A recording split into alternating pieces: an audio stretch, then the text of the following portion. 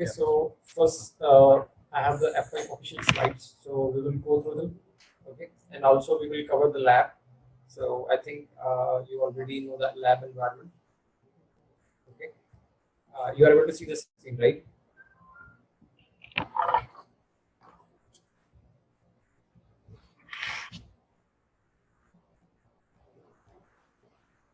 You are able to see the screen, right? Yeah, I can see that lab environment, the diagrams, I think switch Yeah. one and then the So server and also yeah, so access units will give you the access. So for example, if you want to power on the F5, you will click on it. Okay, we will set it up for the lab, the workstation, server. We will see after the class. We will set it up. So if we go through the F5, so F5 comes in mainly in three way you can utilize the F5 ADC, that is application delivery controllers. First is the appliance itself, which you can use. That is normal the hardware box. Okay, second is the chassis and the blade model, which is known as the Viprion. And third is the virtual editions, which you can virtualize the image and use it in your environment. Okay, so in this three model we have, and the basic functionality they provide is the security. Okay, through the different modules like APM, ASM, AFM. Okay, they will increase the performance of your service, of your application that you are running, and also the availability means if one server goes down, then your application or your service will remain available. Okay, so your service should also always remain available. In the case of failover also, you can have above the GTM. So we have the LTM, which provides the availability, or you can say high availability between the data center of the application in a single data center, and then we have the GTM, which can provide the high availability between the data centers. Okay, so if one data center goes down, then another one will be available to take place. Okay, so in this way, they have procured it. So let's move to the different synthesis model. We have LTM, as we have already discussed, that is local traffic manager.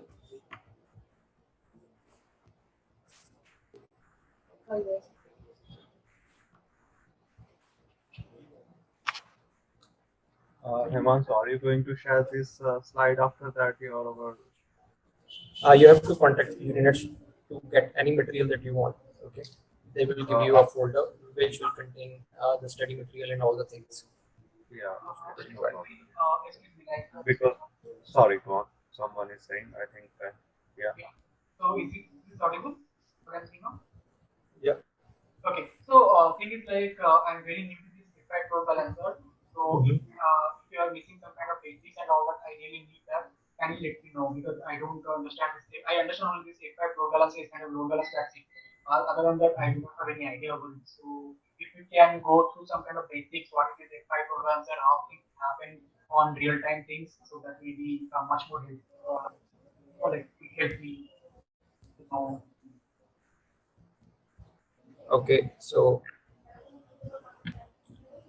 And also, basically, I'm assuming you will share the slide, so I'm not taking any notes right now because if I start taking notes, can be distracted. I might be behind of the topic, so that's why I asked. that's fine. Even if you don't get the slides, I'm not sure. I have a question mark with it. I'm not sure whether you will get the slide or not, but you will get the videos. Okay, so you can revise it through it, even if the slides are missed. Or any PDF, so we can read it after that after our video. Because let's say here VXLAN saying I would like to see the VXLAN and all. Like my colleague has said, if you can go in more elaborately, and if I start writing all, then probably I miss the one slide as well.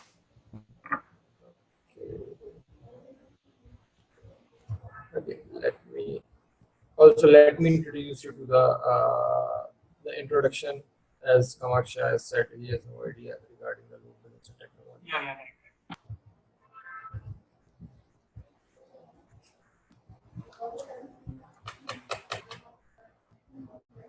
Give me a minute. No, that is not working.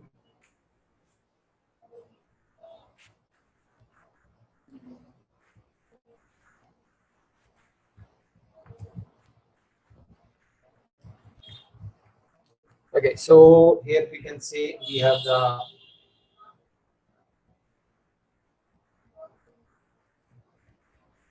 big IP, pair one, big IP, pair two. So generally they are deployed in pairs. That is, one will act as a active, and another one is act as a standby. Then, for example, we say we have the client, and then we have the your application or the web service behind big IP device.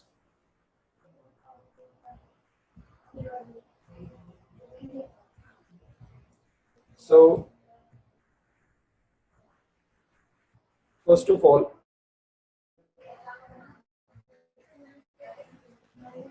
the big IP F5 devices works on the full proxy architecture.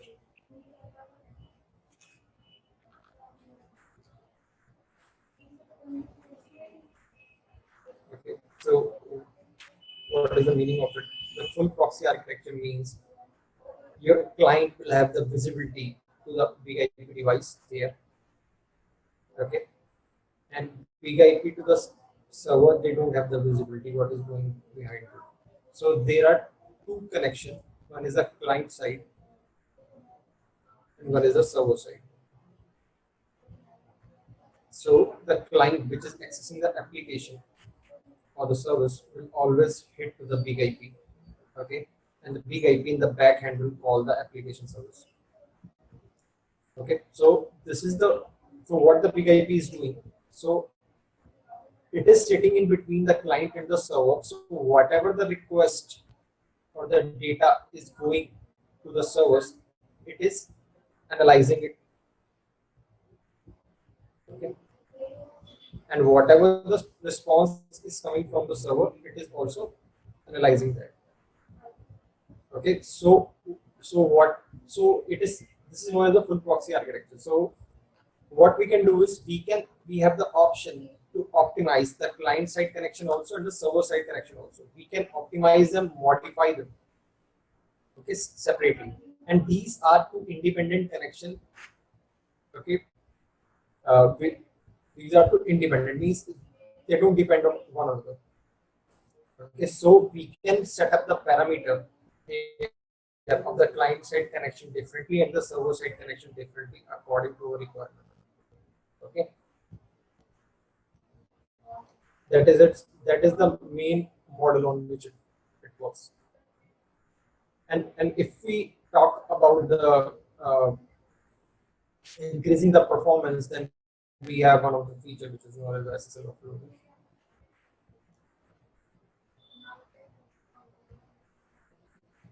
Or better to say it, we have the SSL termination.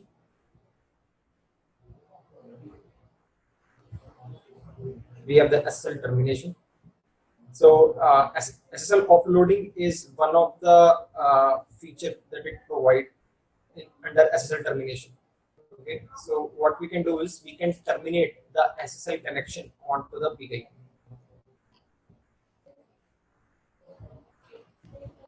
Means generally, for example, SSL means encryption and decryption. Okay, which is a really highly CPU exhausting task. Okay, highly CPU exhausting task. So what it can do is, for example, if we directly terminate the SSL connection on your server, what it can do is it can consume the resources on your server. So because it has to decrypt it, then it has to again encrypt it. It has to decrypt the response, encrypt the request which is coming from the client, and encrypt the response which it is generating it for the client.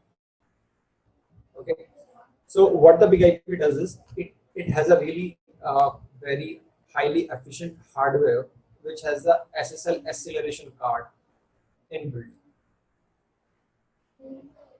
So its total work is to encrypt and decrypt the SSL connection. So for example, now what we do is, as the client side connection already discussed, it is independent of each other, client and server side. What we can do is we can keep this connection as, you can say, SSL based or HTTPS or secure connection, and we can keep this side connection from the big IP to the server as plain text. So the server doesn't have to do the encryption and decryption. So it will be totally handled by the big IP device. Encryption and the decryption, it will be handled by the big IP device. Okay, so what we do is we have offloaded all the SSL tasks from the servers to the big IP. Okay, yeah, so we need all the proper files, your certificates, SSL certificates, and private keys combination. For it to do it, we will cover it later in detail when we study about the SSL termination, which which will be our topic, one of the main topic. So in this way, what we have done is we have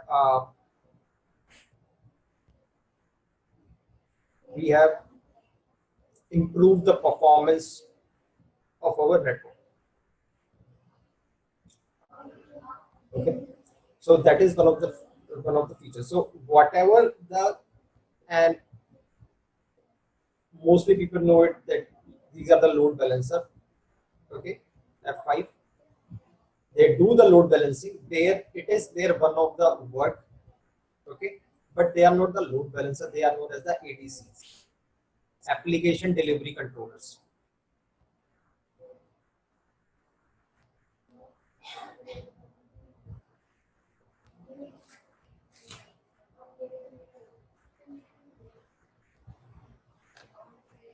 Another thing we can do is we can control the layer 4 to layer 7 headers parameters. Layer 4 to layer 7 headers parameter through the big IP device. Okay, so how we can do it? We have the features like profile. We have the profile for every application. For every application, we have the profiles, and the profiles contains all the parameters which you can modify. You can do it for every connection separately. Means for client side you can do it separately, for the server side you can do it separately. Okay, TCP connection parameters, HTTP connection parameters, FTP, whatever you say, UDP. So from layer 4 to layer 7, we can do it. Okay, we can change the response. We can change the data also. Whatever the data the client is sending, we can change it also from the request, also from the response which is generated by the server. Okay, and the fourth is the I rule. I rule, we are going to cover it briefly. I will give you the basic structure, what the structure of I rule is, how I rules works, but we will not cover the I rule in detail, as it is a part of TCL scripting, which is a completely different topic. Okay, we will cover the basic I rule, how it is applied, and how it is used. So what the I rule does is, every device every device has a limitation. They have the limitation of the option present in GUI, means graphical user interface, or they have the fixed command line syntax. But our device, even if our requirement is not being fulfilled by those option presented in graphical user interface or the command line syntax, what we can do is we can create our own script according to the requirement and deploy onto the big IP for our application. So whatever you want to do, you can do it through the IOs also. But it is preferred that if the option is presented to the GUI or CLI, that is the number one choice. Then after it, if it is not present here, then you will move on to the IO.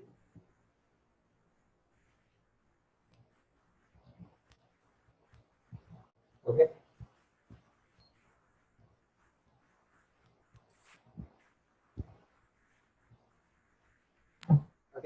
Then we have fifth option that we have is the one connect.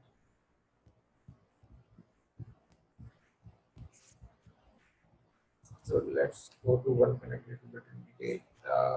For example, we have the big IP. So what I'm doing is I'm introducing about what are the main features, just in brief. So what the one connect, for example, let's say we have the client, we have the number of servers. So whenever a connection is made from the client to the big IP, so the big IP in the back end will open up a connection. Okay. For example, a new connection comes, a new connection will be opened in the back end to the same or the different server. So if you talk about in production environment, it will be like there will be around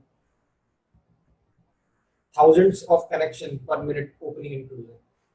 Okay, this connection is closed, this connection is also closed. Okay, so for every new connection, so what it will do is it will consume a resource on your server, every new connection. Okay, so there will be a TCP three-way handshake, right? There will be a TCP three-way handshake. So for every single connection, there will be a memory CPU utilization on your server,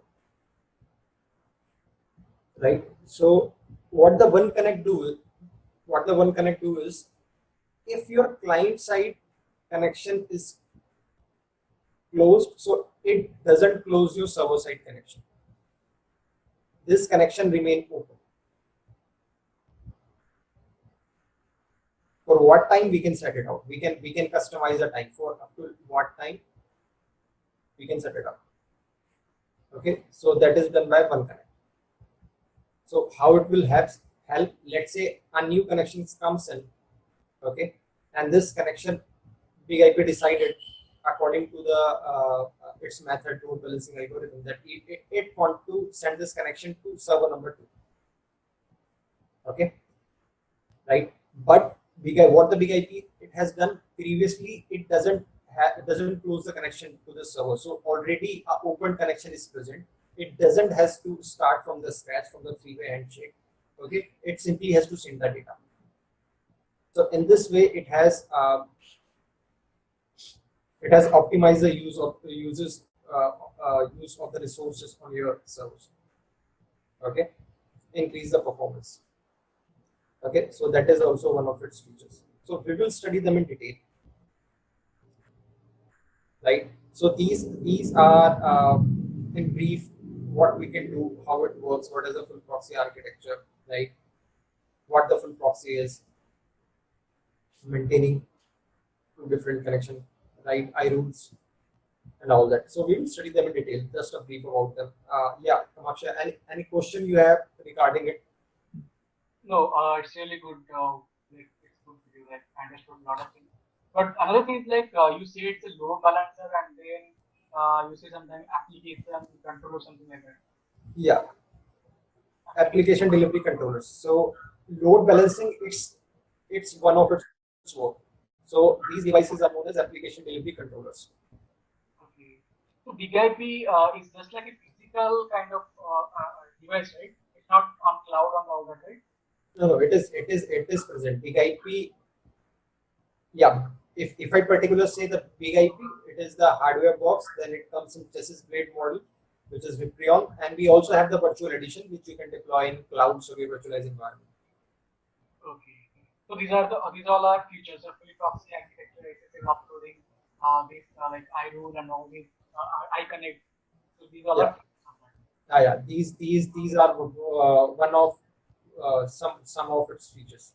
Okay, but there are more which we will cover when we in our course. Okay. Yeah, sure. It's a really good one. Yeah, understood. So Brijesh, everything good? Any question?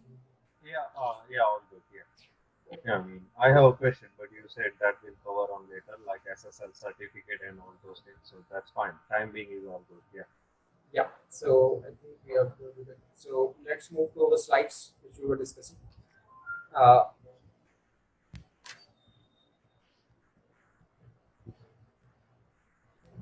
Okay, so we have the models of the F5. Mainly, we will be, as this course is a part of the LTM, we will be covering the LTM, local traffic manager. GTM is also the model. Now it has been renamed as the DNS. Okay, then we have AM, AFM. These are the mainly onto the applications. These books, oh, sorry, on the security. Then we have the carrier grade net and the PAP. Okay, so we are not going to discuss this in our course. Our main focus will be on the LTM. Okay, and then we have the I rules. We have already discussed. IFs we will cover at the very last, uh, and we have the I control. What the I control is used? I control is used. It is like the for the automation. It is also not a part of the course. So I control is used for the automation. And then over it we have the TMOS. TMOS is the F5 uh, traffic management operating system.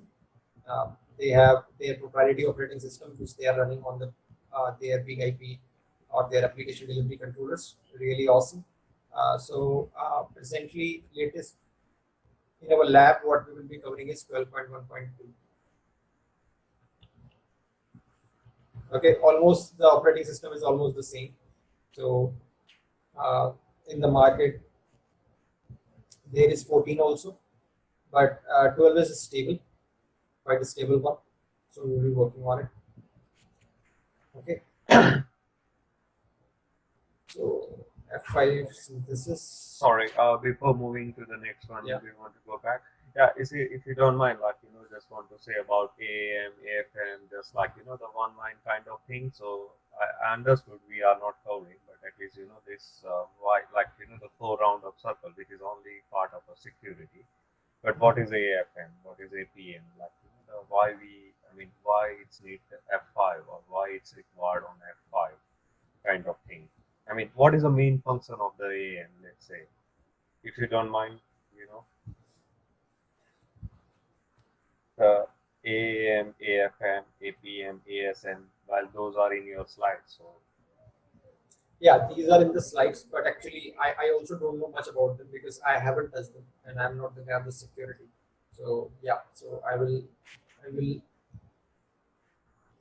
have to skip them, but we can discuss them later if you want. I have to yeah, I prepare. mean, yeah, Yeah. bit to know. I mean, I'm not like, we are not going in a deep, but like, yeah, someone says, okay, there is a AM, but why he yeah, no worries. Yeah. So, like, you are on your this slide. I can see on the bottom of notes you have mentioned the VXLAN and VGRE. Is any specific meaning for here over there? Sorry. On your this slide, yeah, there is on a Excel note. Yeah, you mentioned seat on network, traditional SDN overlay, VXLAN, and all those things. Yeah. Yeah. So, So actually, how? these Yeah, are the part of this physical and yeah. network overlay. So Mhm, so F5 also support the software defined networks.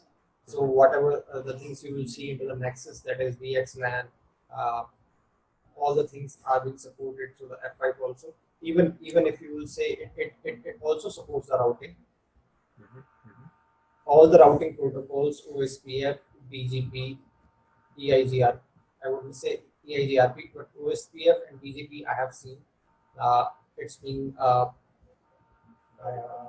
supported by the big IP device.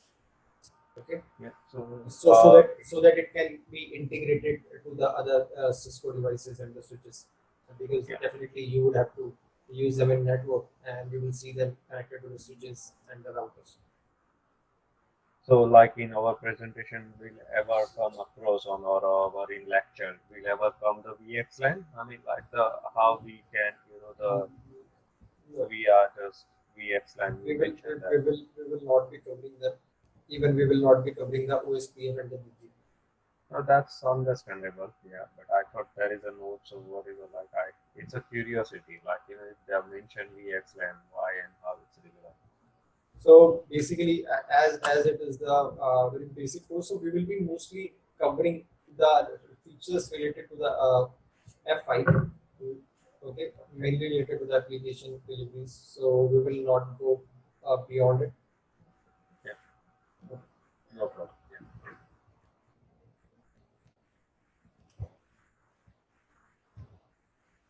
Yeah.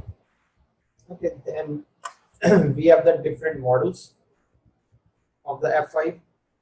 Okay, Okay, which are the I think we missed the one slide, F5 synthesis, slide number 3. Yeah, sorry, I interrupted over here. yeah, that is actually the same slide which says about the LTM, DTM, and all of them. Okay, so as I've already discussed, I will not be covering them, so that's why I've missed it.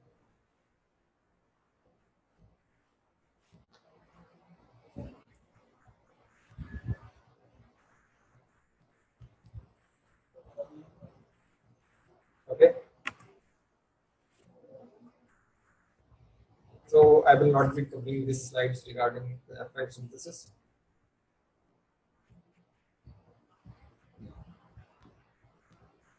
Okay, so what I will do is I will prepare a small lecture for you to introduce you about the different modules of the F5 at the last of the course. Thank you. Yeah. Okay, so yeah, so for now let's move it. So let's what we do is we will go to the F5 official site. F5.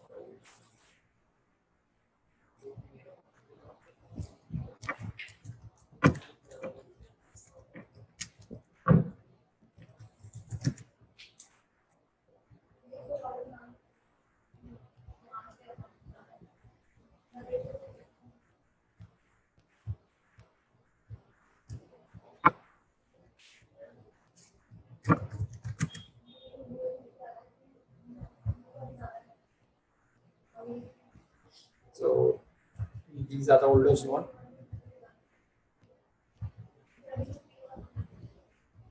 Okay, so this is the PDF which is present. So what it will do is it will give you an idea about the big IP architecture and also regarding the what each models have. For example, regarding the throughput and the connection limits and the per minute SSL offloading they can hold. Okay, so if you will see, this is the 1800 I series model.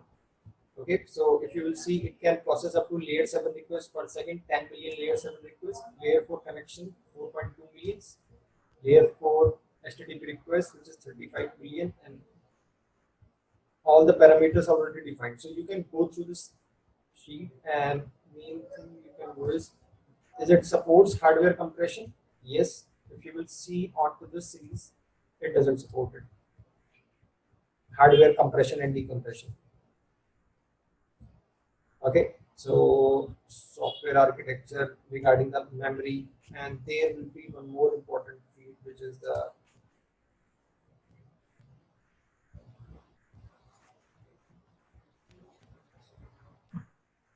Excuse me, like what is hardware compression and all these, exactly say, if you can please. compression and decompression is simply like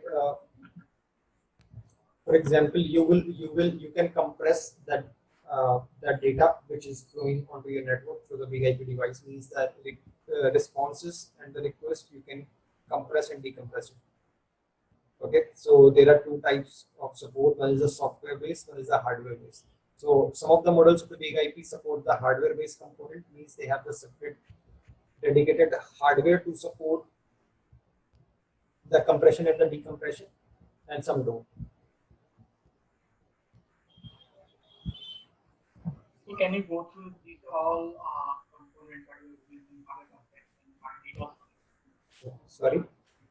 So if you can go, if you can, say something about this hardware DDoS protection, those software compression, software architecture, you can get some more idea actually what these parameters say.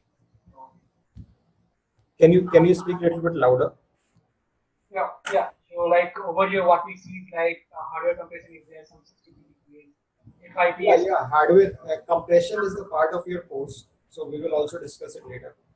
Okay, so these all things will be covering later, right? So Compression is a part of the course. We will go through also the how it does the compression. We'll also go through it and what the algorithms are, deflate and all that. because to understand this terminology, before we go inside that, we need to understand this terminology. Mhm. Yeah, we will cover it into our course. Okay, so don't worry about it. So this is the file which you can download and you can go through the sheet. And regarding the parameters, I was thinking about the SSL. They would be okay. So if you will see this one, the second option, hardware offloading SSL and the TLS. Okay, so you will see 48K TPS. So TPS means transaction per second. Okay, and these are the ciphers that it supports. So we have the RSA. It supports for the 80K transaction per second and 40 Gbps bulk encryption. So this is the important parameters regarding the hardware. Okay, so if we will go to our slide, we will see we have the two kind of models. One is the big IP. Hmm? Sorry, offload SSL. Offloading SSL, offloading that we have discussed.